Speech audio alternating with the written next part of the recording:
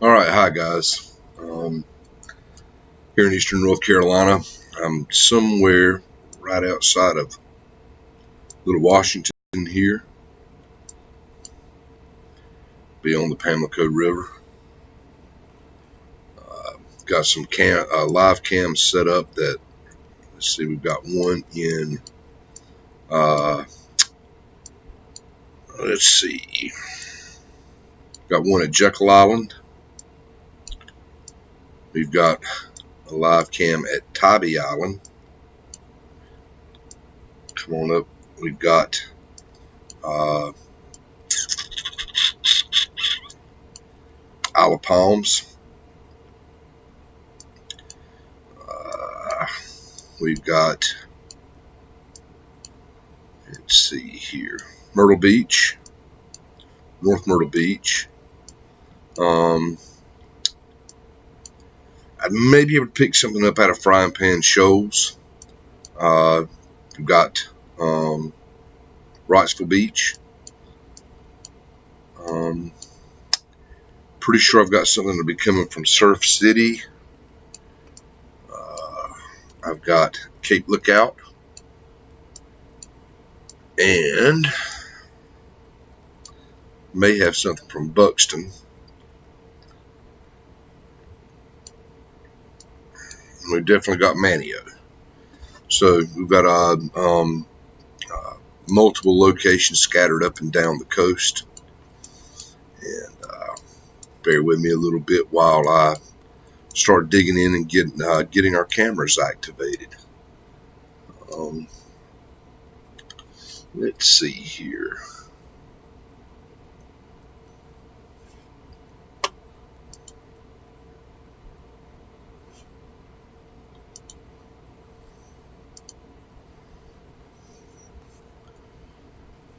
Back on out a little bit. There's our East Coast. We are sponsored by, we're not sponsored, we run the software that manages Beaufort County NC Local News Exchange. Local News Exchange is a platform designed to deliver TV type programming on multiple social media sites simultaneously and interactively. So anybody has anything that they want to pony up or say or questions to ask, Facebook, YouTube, and Twitter, we're live. Matter of fact, let's check. Make sure that we've got all of our pages live. Local News Exchange is the backbone of the county exchanges. I go to Beaufort County.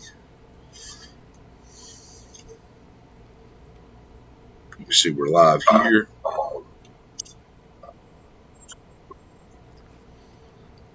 Cut the volume off. We're going to go back to right here. We're going to test all of our different channels. Let's try Facebook.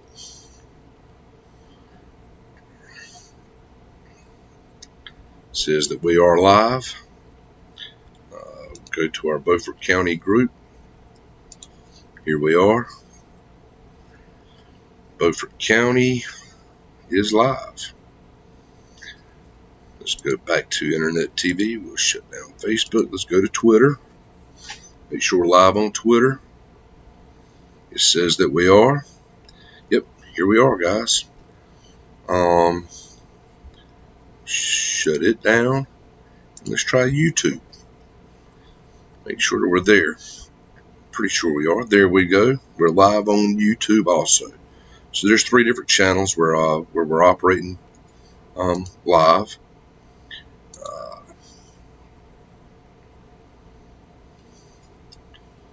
Go back to our maps.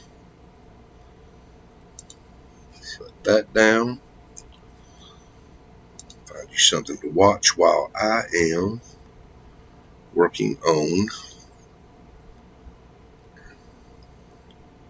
Let's see. Inside the Eye of a Hurricane.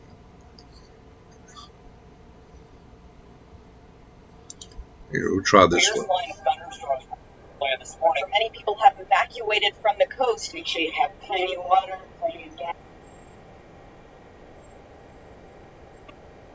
Well, if you're in that coastal area, that water can be dangerous. You have some areas that are low, or maybe you see it, but just make sure water can come in the building. We feel very comfortable that we've got enough crews pre-positioned and ready to move in for an immediate response and recovery.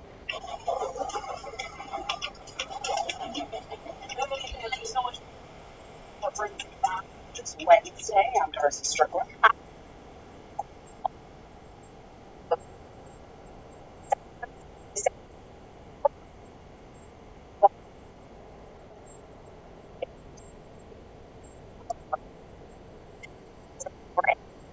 The story is headed towards the Carolinas and the coastline. Our chief meteorologist joins us now with more on the impacts that some of the neighborhoods out here are starting to feel when it comes to Dorian. They start to feel it. And here's the thing that's a take-home message. It is now time to watch and wait as it comes through. Three big things. Number one, we now know at least which direction it's going. Number two, we know how close it's going to get to us. And number three, we know that it is still strong. So if you haven't gotten ready yet, you might want to start getting ready while you're watching Friends at 5. So no more random hoping that it's going to kick off to the right and not even come close to our coast. Atmosphere. Get close. And that's information. The big thing. What's going on with Beaufort. Here's the latest information as the 5 o'clock update from the National Hurricane Center. Winds right now are sustained at 110 miles an hour. It's actually slowed down this hour, moving north-northwest at 8 miles an hour. Its current position is 150 miles straight to the south of South Carolina. Here's the latest trajectory. Tonight into about 2 o'clock tomorrow morning, still 110 mile an hour sustained winds. It's going to put it pretty close, but well off the coast of Hilton Head Island sometime tomorrow, give or take before after lunch. Still is a Category 2 with 105 sustained winds. It's going to be position-wise anywhere from Charleston Battery to about maybe Georgetown, McClellanville. As it continues Thursday night into Friday morning, it's now going to pass Myrtle Beach, heading towards pretty much just east of Morehead City. Continues, but it's still a Category 2 hurricane if it doesn't. Hatteras with 100 mile an hour winds. Now the spaghetti plots, if you've been paying attention,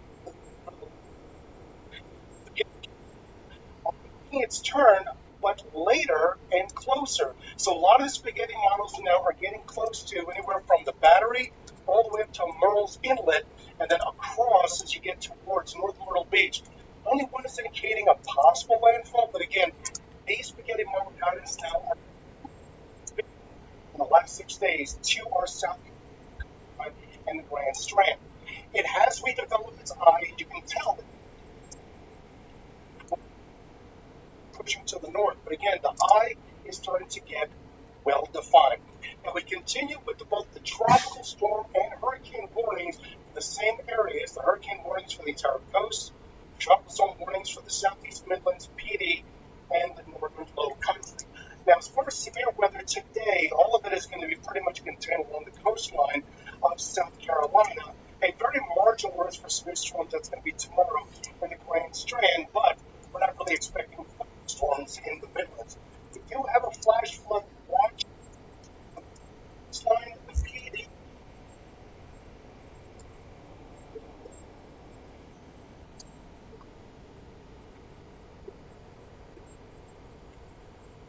Now, the amount of rainfall they're expecting today is going to still be primarily contained along the coast, but they're expecting an amazing amount of rain on areas of the northern low country. Amounts right now from our in-house model indicate that Grand Strand could see in the tune of anywhere from 9 to 12 inches, but close to Charleston and Battery, and then heading towards Edisto Beach and Kiowa Island. Not so much of the amount of rain in Hilton Head, but for the Midlands, extreme eastern portion of the Midlands may see up to 3 inches of rainfall. But when you get on the other side of I-95 and everything west, now this is how the computer model indicates that the over the low country in the Grand Strand by about 2 o'clock in the morning.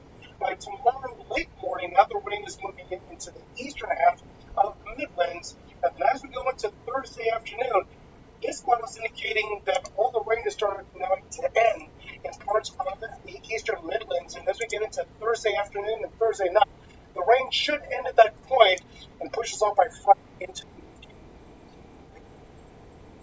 it is now a higher probability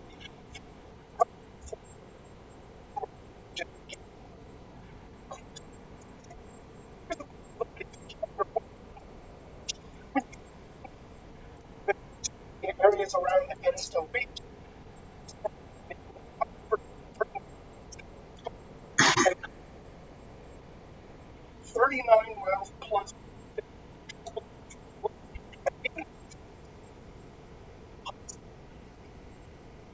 Midlands. Now, as far as when the timing of all these winds for the state, well, by midnight tonight, the winds will start picking up, gusting to about maybe 25 miles an hour along the coast and the southern eastern Midlands. As we get into close to daybreak, that's when the winds will really pick up 50 plus mile an hour wind gusts, especially in the low country, in the Battery, all the way up to Myrtle Beach. Eastern and southern Midlands, now we're looking at winds picking up to about 30 mile an hour wind gusts. Winds really ramp up in the low country, but as we get to lunchtime, everything along and east of I-90,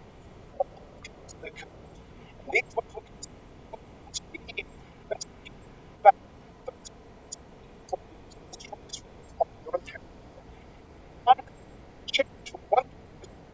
we're going to be expecting rain in some areas. In fact, we have rain right now in some areas of the Midlands, and meteorologist Daniel Bonds is for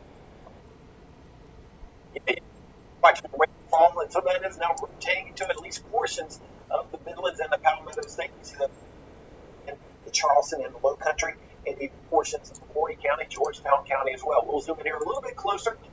Maybe an isolated shower here in southern portions of Richland County, Orangeburg County, and St. Matthews, close to moving towards generally the south-southwest at about 15 to 20 miles per hour. So there may be a sprinkler or two out there across the Midlands, but as Alfred mentioned, the rain will be kind of slow to move in. This is what we're expecting a little bit closer. Showers start moving into the Midlands, it looks like, by mid-morning tomorrow.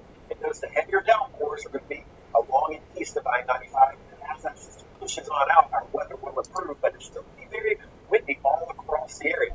As far as rainfall amounts, as Alfred just mentioned, some of it is going to be pretty heavy. The further east you go, the further west you go. Some of us may not even see a drop from the storm. Now, if it does move a little bit closer to us, then these rainfall totals would increase towards the west. But right now, it looks like most of the rain is going to be further towards the eastern half of the Midlands and certainly over towards the coast. As we mentioned earlier, those winds will be picking up, especially in the areas where that tropical storm warning is in effect.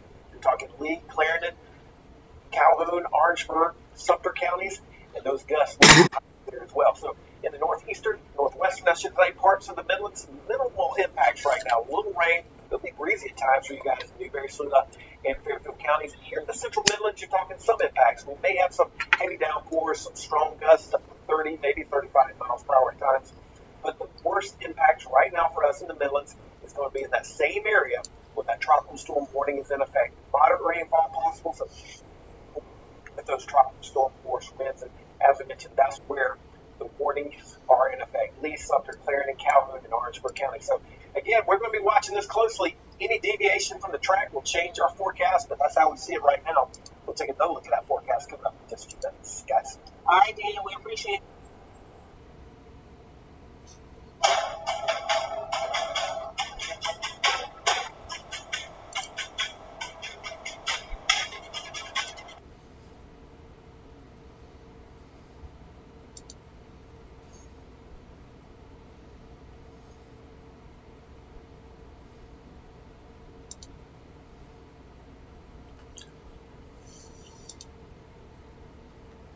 We see your angels and ambassadors of goodwill and recovery.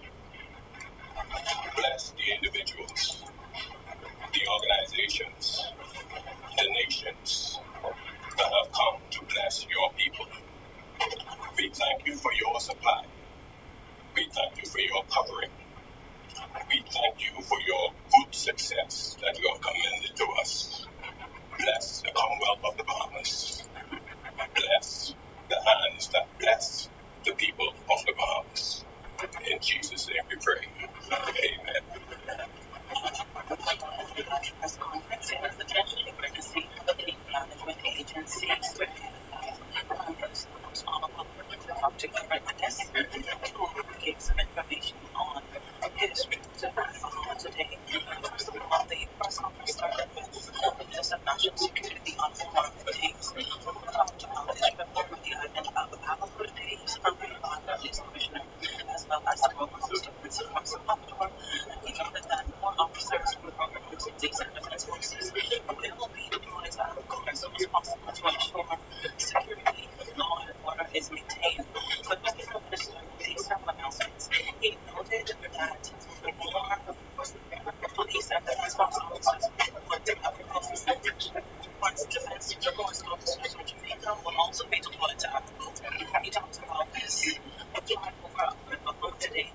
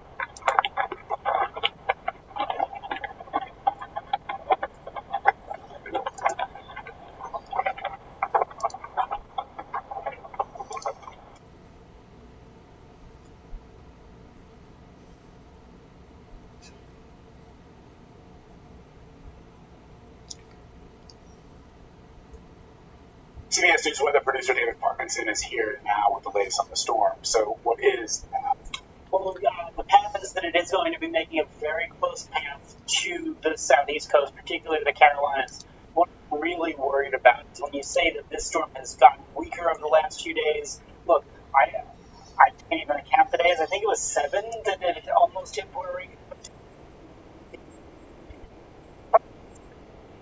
People get fatigued by this thing. They see that it got stuck over the Bahamas. Obviously, they see the devastation that happened in the Bahamas, but then they see that, oh, it kind of this flood.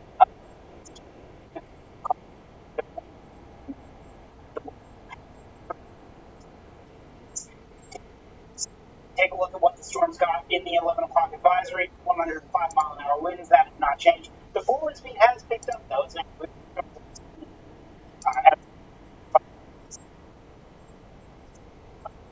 one of the things that I want to point out is the storm surge concern. So Savannah is one of the speed of storm surge, but right downtown and in some of the islands.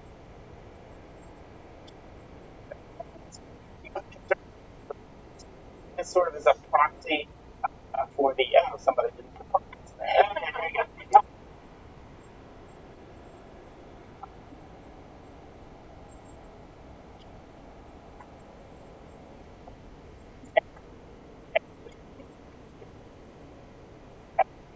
Rain there between Jacksonville.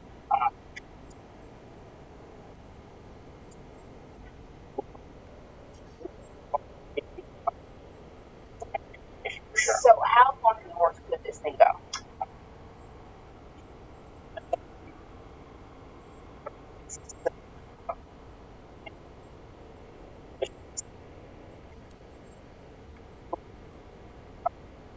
I want to be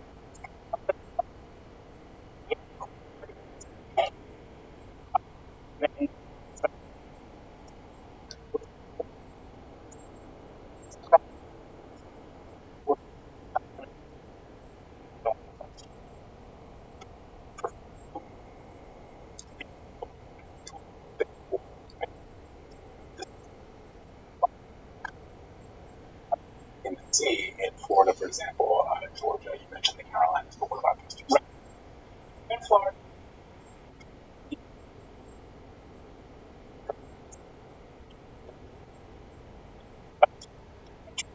6 p.m., the winds are going to start to back down, the rain's going to start coming down.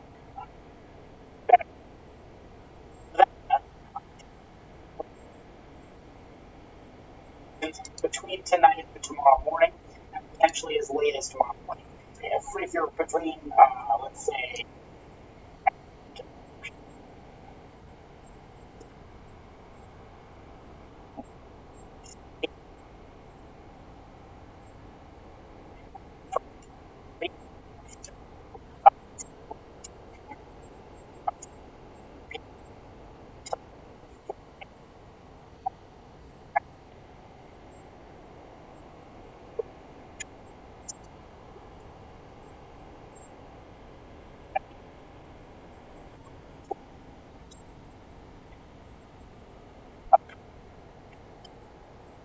it's going to be intense, it's going to be torrential, it's going to be like in that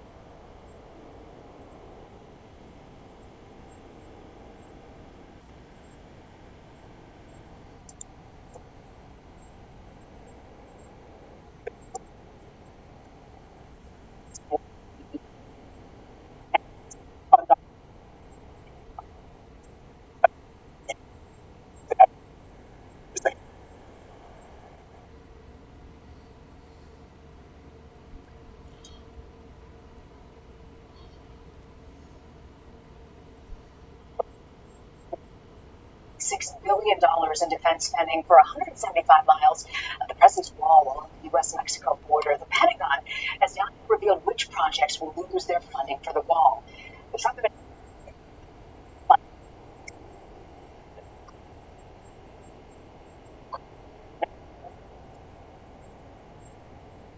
canceling them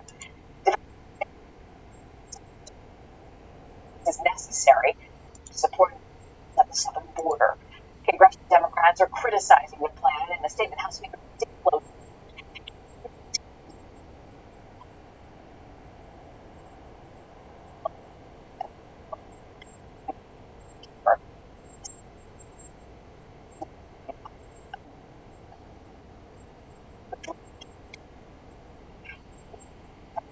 to members of Congress about the change.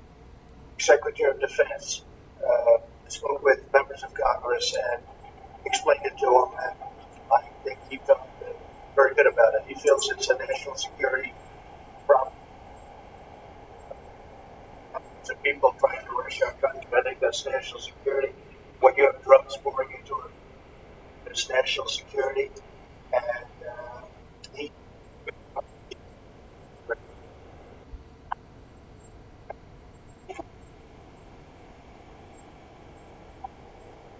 His Secretary of Defense spoke to members of Congress, called the wall a national security problem. Why is it defer defense spending now? 2 words: a budget battle. Another budget battle over immigration. It's a rerun of sorts, a political episode that we've seen time and time again. And we actually even saw it recently.